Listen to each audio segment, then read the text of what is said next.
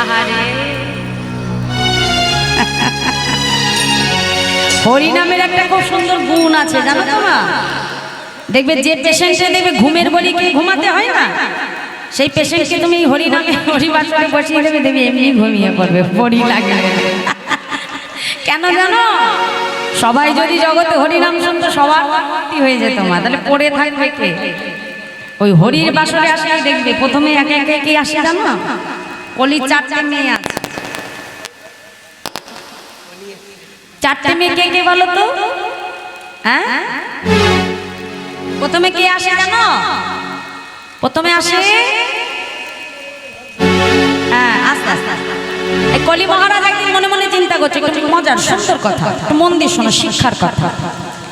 কলি মহারাজ চিন্তা করছে যে সবাই যদি জগতে হরিনাম শুনে, সবাই যদি হরি কথা বলে, তাহলে আমার রাজত্বটা চলবে কি করে? তাই তো, সবাই যদি হরিনাম করে, সবাই যদি হরি কথা শুনে, তাহলে আমার রাজত্ব চলবে? কলি কি করে রাজত্ব করবে? সে চিন্তা করছে গালে হাত। এমন সময় কলির 4 মেয়ে বাবার কাছে এসে বলছে, ও বাবা, আরে বাবা তোমাকে দেখে এত চিন্তিত মনে হচ্ছে কেন? কি হয়েছে বাবা? বলছে আর বলিস না মা, আমার রাজত্ব বুঝি এবার শেষ হতে চলেছে। বলছে কেন? বলে দেখছিস না ওই মর্তলোকে সবাই হরিনাম শুনতে যাচ্ছে, সবাই কৃষ্ণ নাম শুনছে, আরে সবাই যদি শোনে আমার রাজত্বটা চলবে কি করে বলতে পারিস? কলির তখন 4 মেয়ে এসে বলছে, বাবা আমরা থাকতে তোমার আর কোনো চিন্তা নেই, বুঝেছো? এই যে আসো আসো, আর গালে হাত দিয়ে চিন্তা করতে হবে না, আমরা আছি তো। বলছে শোনো, ওই যেখানে যেখানে হরি বাসর হবে, ভক্তরা হরিনাম শুনতে যাবে, ওই যাওয়ার পরে পরে কিছুক্ষণ পরে ধীরে ধীরে আমরা এক এক বন করে প্রবেশ করি। সবার প্রথমে কে আসে বলে বলো, কে আসে? হাই দুলানি।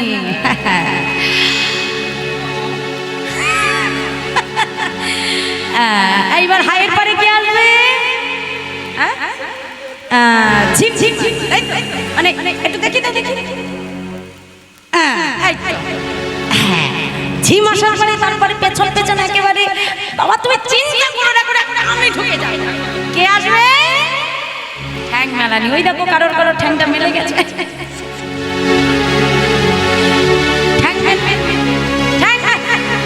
না মার বয়স হয়েছে, মা মেলেছে, ওটা ঠিক আছে, মার ঠ্যাং মেলে দেবে এখানে ভালো, এখানে না, এখানে কথা বলছি আমাদের ঠ্যাং মেলে দেবে। আর ঠ্যাং মেলার পরে কি চলে আসবে মা? একেবারে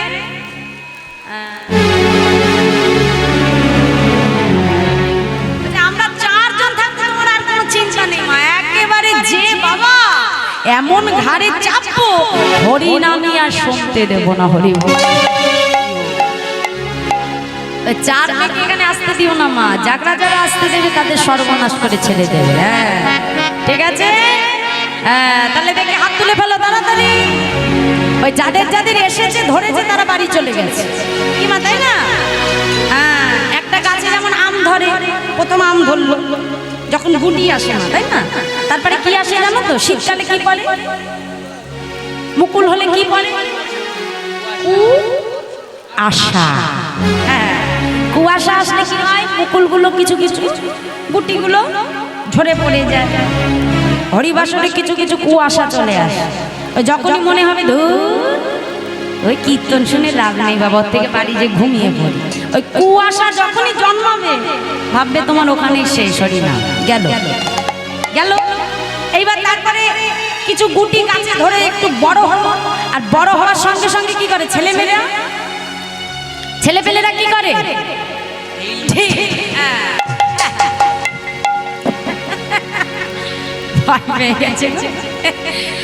ঢিল ছুললে কি হয় মা? কিছু আম ধরে কিছু আম ধরে পড়ে যায়। ঢিল হরিবাসরে পড়ে 2-1টা, কি করে জানো মা? ওই একটা করে ঢিল মারবে, বলে এই দিদি আমি তো যাচ্ছি, আমার সঙ্গে সঙ্গে তুইও চল। একা একা যেতে পারবি না, রাত হয়েছে। নিজে তো সর্বনাশ করলো মা, সঙ্গে করে আশেপাশেরও কয়েকজন সর্বনাশ করে চলে গেল। তাহলে এইবার কিছু আম ঢিলে পড়ে যাবে, কিন্তু যে সমস্ত আম শেষ পর্যন্ত একেবারে গাছের ডাল শক্ত করে ধরে রেখে সুপক্ক হতে পারবে, যে আমগুলো বাবা গাছে থেকে সুপক্ক হবে জানবে তারাই কিন্তু রাধা গোবিন্দের পাদ পদ্মের সেবায় পৌঁছে যাবে। তাই গৌর হরি বল হরি। তাহলে এখানেও গাছে থেকে যে আমগুলো পরিপক্ক হতে পারবে জানবে তারাই কিন্তু একমাত্র রাধা গোবিন্দের যুগল সেবায় লাগবে। তাই গৌর হরি বল হরি। রাধে দেখি সবাই মিলে আমার সঙ্গে হাত তুলে ফেলো দেখি। হ্যাঁ দেখি আমার সঙ্গে হরি নাম করো, জোরে জোরে গাইবে। হ্যাঁ বলো দেখি। হরে কৃষ্ণ কৃষ্ণ কৃষ্ণ কৃষ্ণ হরে হরে হরে রাম রাম রাম হরে হরে। বলো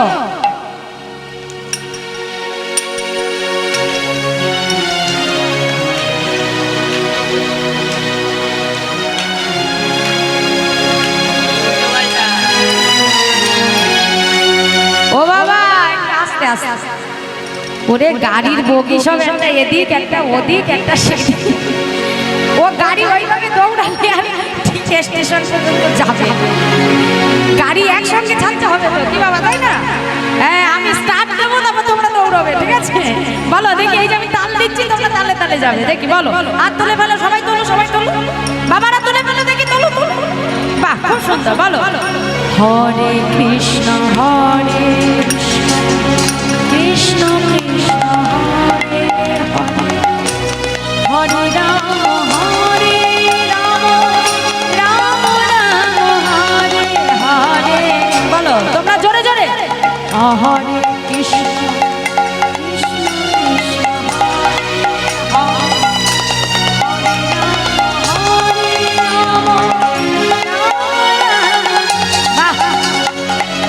কৃষ্ণ নাম কৃষ্ণ কৃষ্ণ নাম কর, কৃষ্ণ নাম মধুর নাম কর, কৃষ্ণ নাম কৃষ্ণ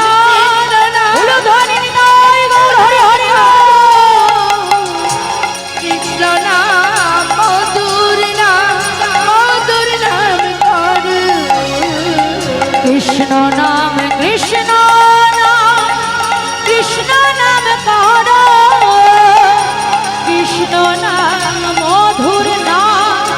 মধুর নাম কর, কৃষ্ণ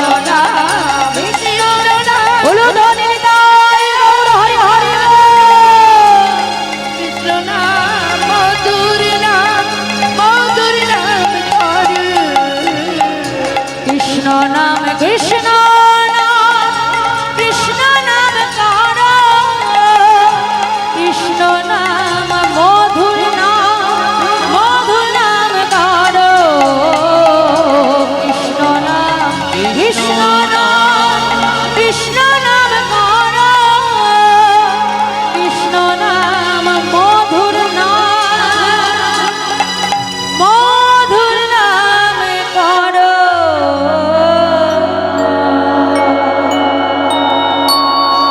হরি নাম গাইতে গাইতে প্রভু আসলেন কোথায়? পূর্বস্থলী। আর যেই না পূর্বস্থলীতে এসে পড়েছে, পূর্বস্থলী কোথায়? নবদ্বীপের ঠিক পাশে পূর্বস্থলী। এসে বলছে যে গোবিন্দ এখন আমরা কোথায় এলাম? প্রভু আমরা তো পূর্বস্থলীতে এসে পড়েছি। এই যে ঠাকুমার মাথায় মালা নিয়ে তো হাসা হাসা, খুব সুন্দর লাগছে দেখতে।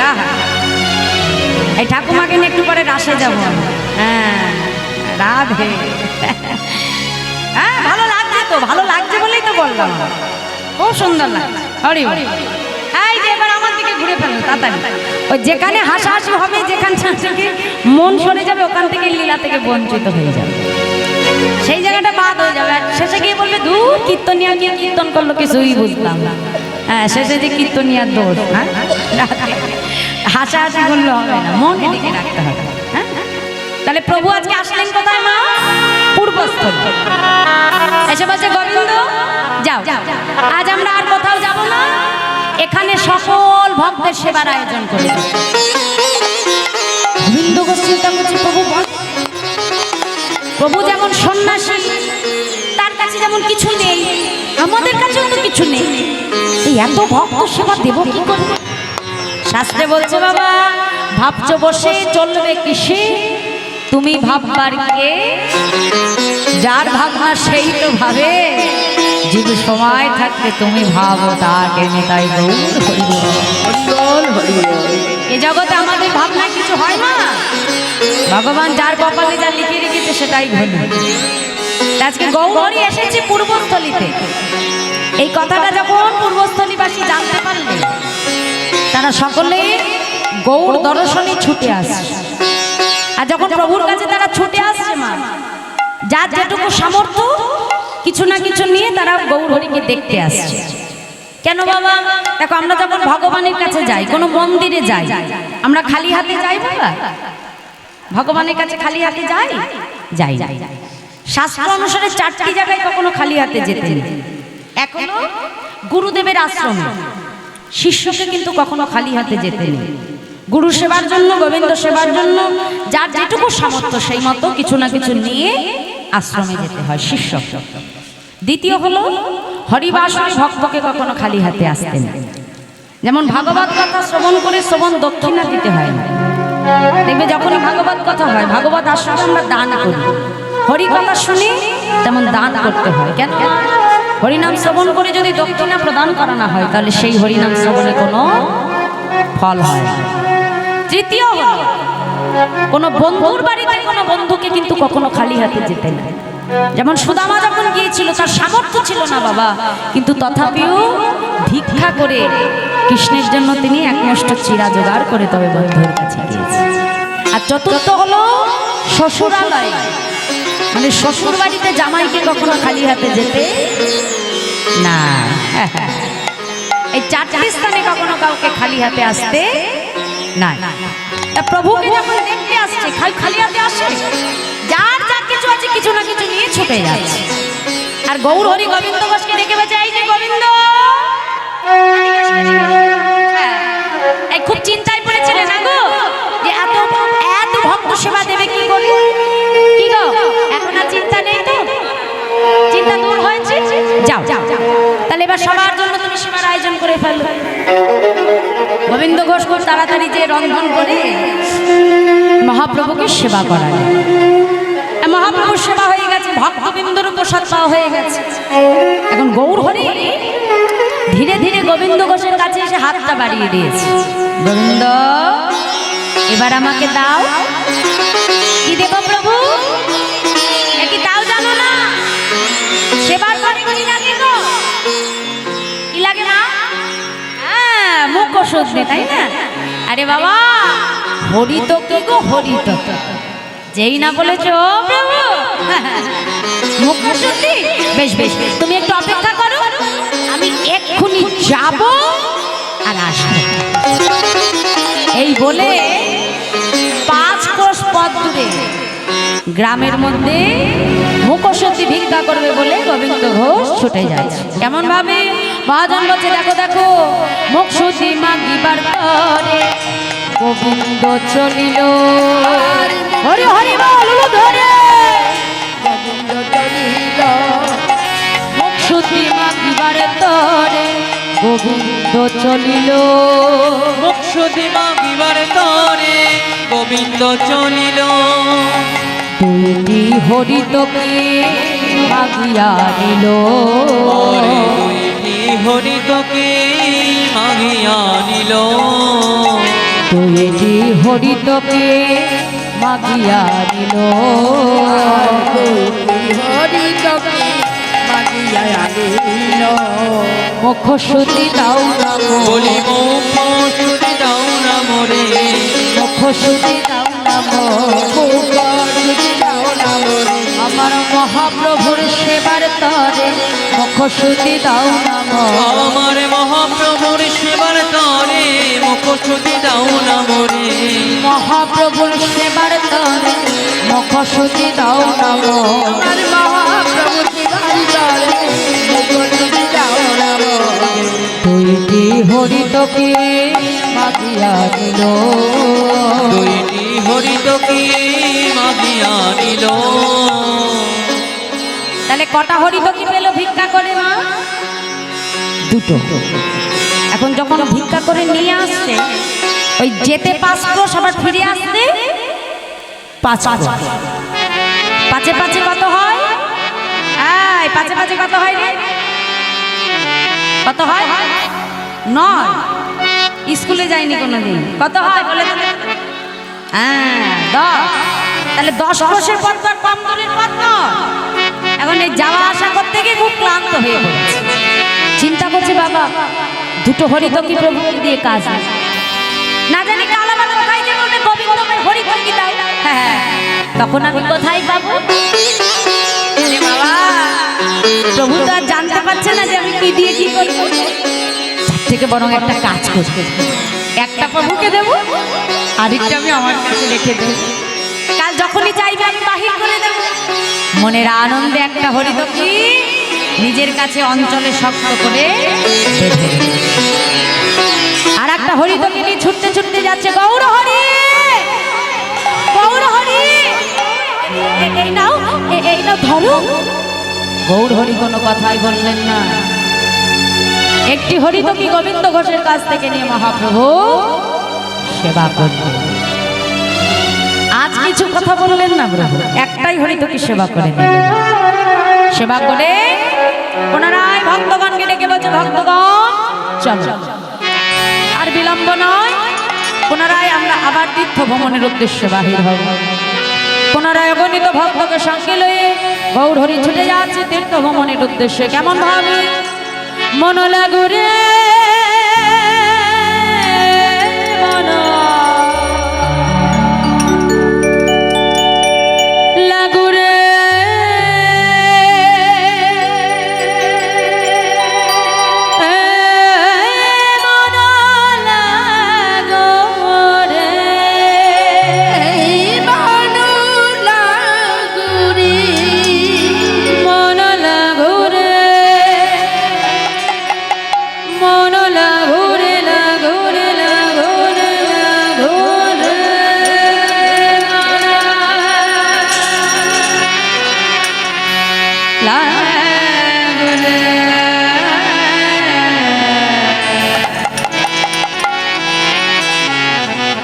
তোহারে চরণে মন লাগুরে, আরে তোহারি চরণে মন লাগুরে, আরে তোহারি হরি মন লাগুরে, তোহারে চরণে মন লাগুরে, তোহারি চরণে মন লাগুরে, তোহারে চরণে মন লাগুরে, তোহারে চরণে মন লাগুরে, মন লাগুরে,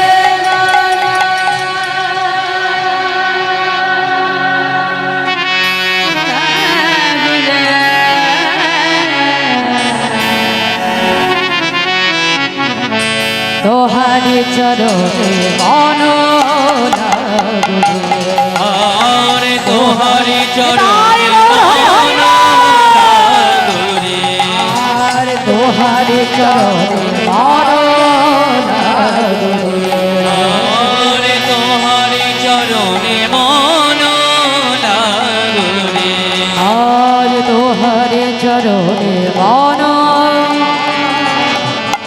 লাগুরে।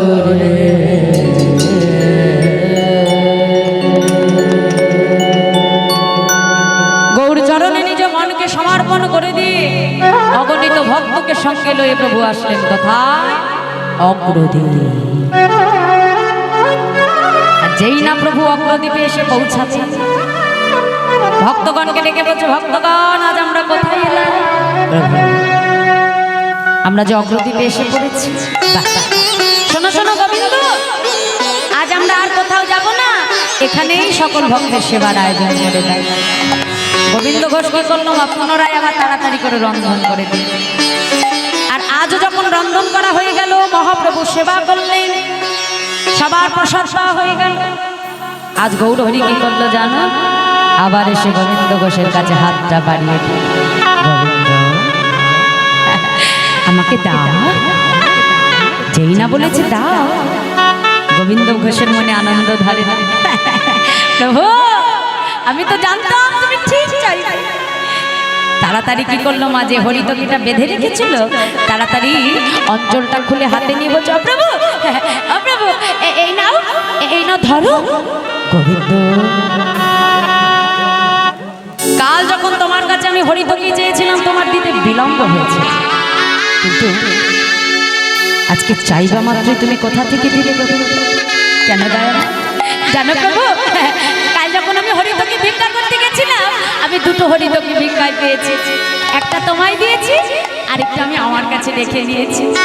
বলো প্রভু, আমি ভালো করিনি? গোবিন্দ, তুমি জানো না আমরা যে সন্ন্যাসী গোবিন্দ, আর সন্ন্যাসীর নহে প্রভু সঞ্চয় বাসনা। তুমি এতদিন ধরে আমার সঙ্গ করলে গোবিন্দ, কিন্তু তোমার মন থেকে তুমি যে এখনো সঞ্চয় বাসনা দূর করতে পারো। শুনে রাখো গোবিন্দ, তোমার মতো কোনো সঞ্চয়কে আমি আর আমার সঙ্গী করতে পারবো না। চলে যাও, চলে যাও বলছি গোবিন্দ, তুমি চলে যাও। গোবিন্দ ঘোষ ছুটে এসে গৌরহরি চরণটা জড়িয়ে ধরেছিল। আমি যদি কোনো কিছু সঞ্চয় করি, সে তো আমি আমার সুখের জন্য করি। আমি তো তোমার জন্য করি। এতে যদি আমার অপরাধ হয়, এতে যদি আমার ভুল হয়, প্রভু তুমি আমাকে মারো, আমাকে তুমি সাজা দাও, কিন্তু দয়াবান আমাকে তুমি চলে যেতে বলো না। দয়াবান প্রভু, তুমি জানো না প্রভু, তুমি জানো যে আমার আর কেউ নাই। আমাকে তুমি মারো, মারো দয়াবান, কিন্তু আমাকে তুমি চলে যেতে বলো না প্রভু। গৌরহরি গোবিন্দ ঘোষের কোনো কথাই শুনলেন না। অগণিত ভক্তকে লয়ে যখন প্রভু পুনরায় যাত্রা করলেন, গোবিন্দ ঘোষ প্রভুকে ডাক দিয়ে বলল, দাঁড়াও দয়াবান, তুমি চলে যাচ্ছ গৌরহরি, চলে যাও, চলে যাও, তুমি চলে যাও, কিন্তু যাওয়ার আগে একটা কথা তুমি ভালো করে শুনে রাখো প্রভু।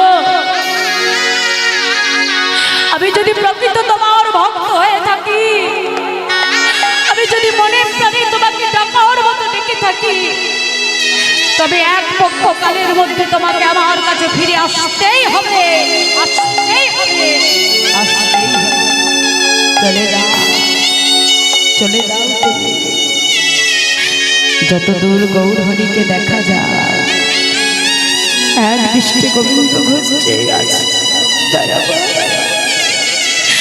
জগতে সবাই বলে তুমি নাকি পতিত পাবন গৌরহরি। বলো প্রভু, নয়নে জলে বক্ষ ভাসিয়ে কেঁদে কেঁদে বলে, প্রভু গো তুমি পতি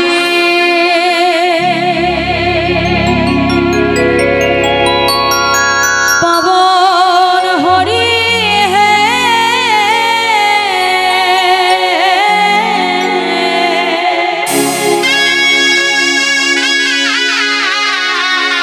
তুমি যে চলে তুমি কৃপা করে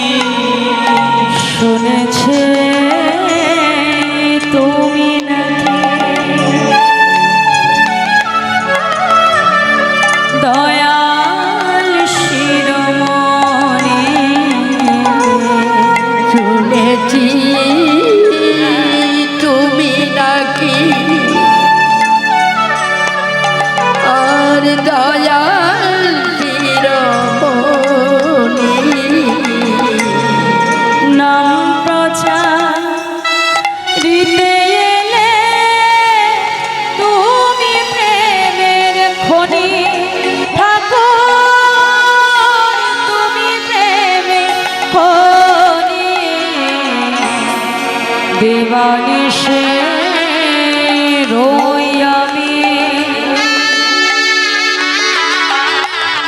তোমার শরণে দয়ার দিবানিসি রই আমি তোমার চরণে দয়া তুমি কৃপা করে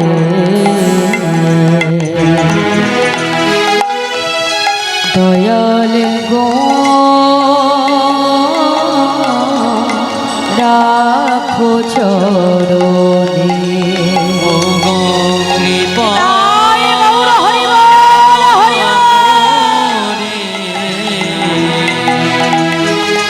দয়াল গো রাখো চরণে গৌর হে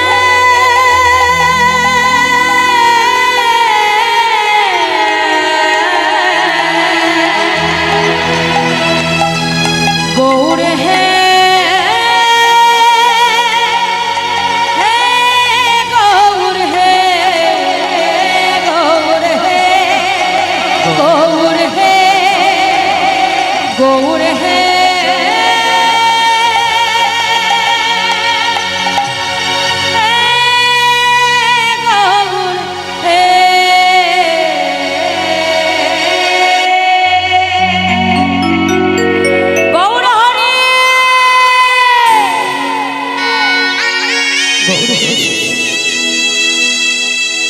আজ তুমি শুধু আমার মুখের কথাটাই শুনলি দয়া ভাই, আমার মনের কথাটা তুমি একবারও জানতে চাইলে না। তুমি জানলে না প্রভু, তুমি ছাড়া যে জগতে আমার আপন বলতে কেউ নাই। এক দিন করে কাটছে গোবিন্দ ঘোষে, দেখতে দেখতে আজকে 13 দিন হয়ে গেল না। আর এক পক্ষকাল কত দিনে?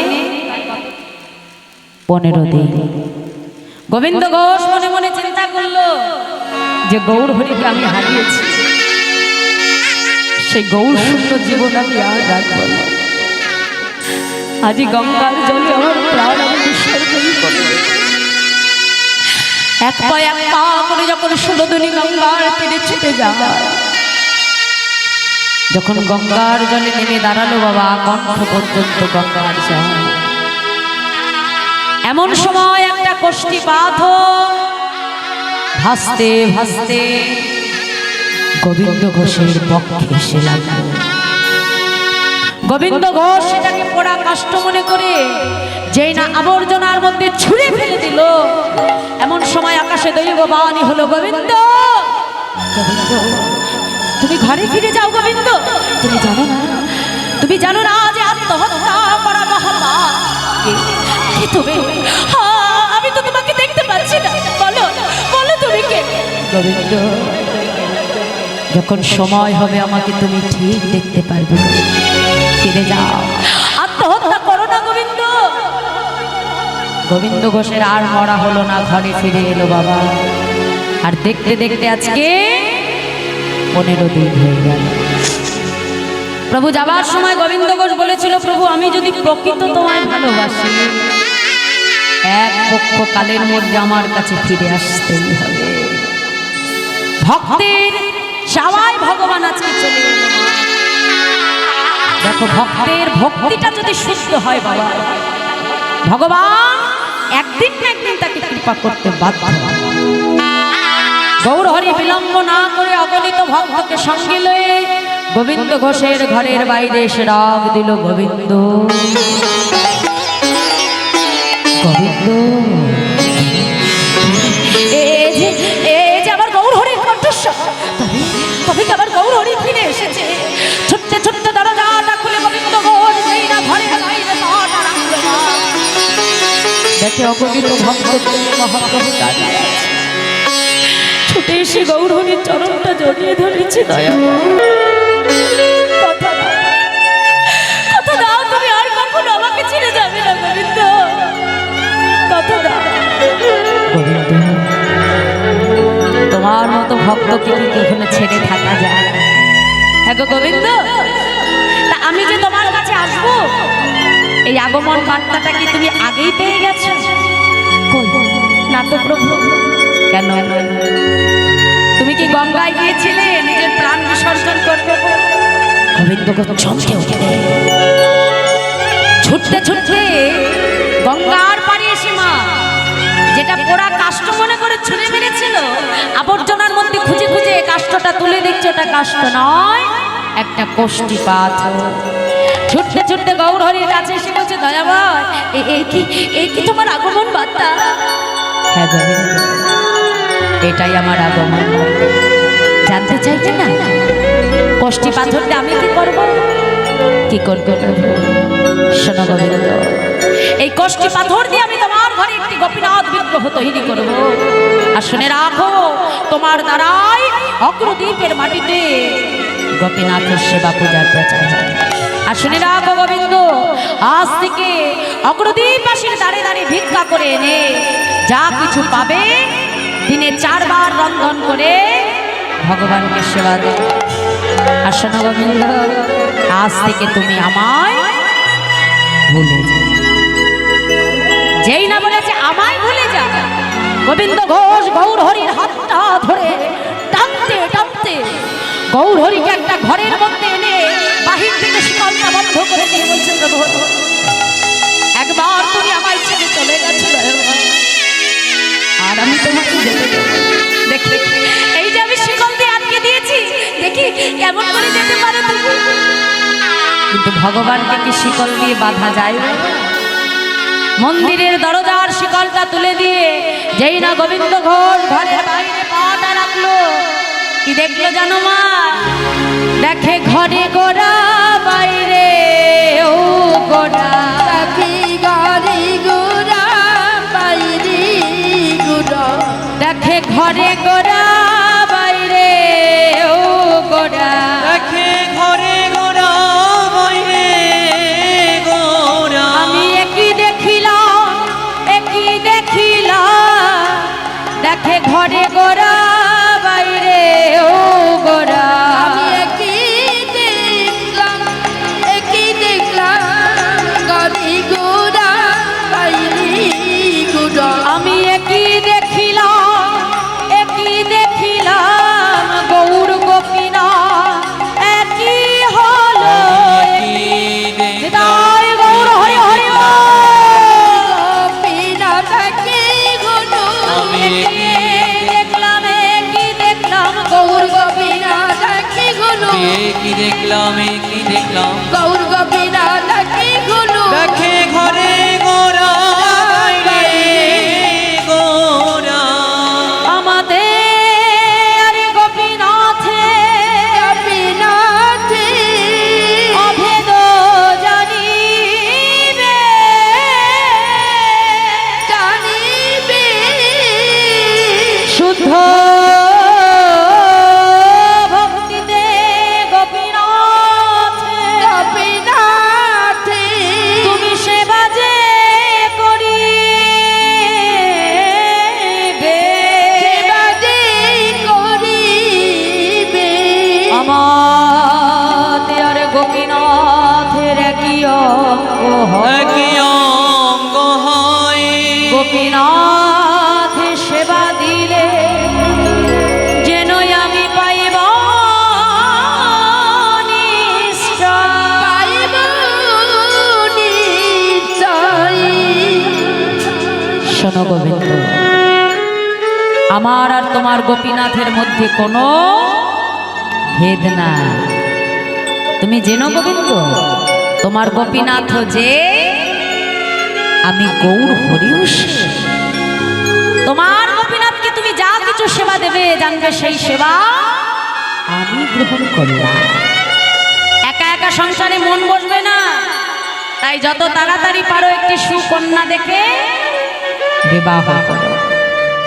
আজ থেকে আমায় তুমি ভুলে যাও।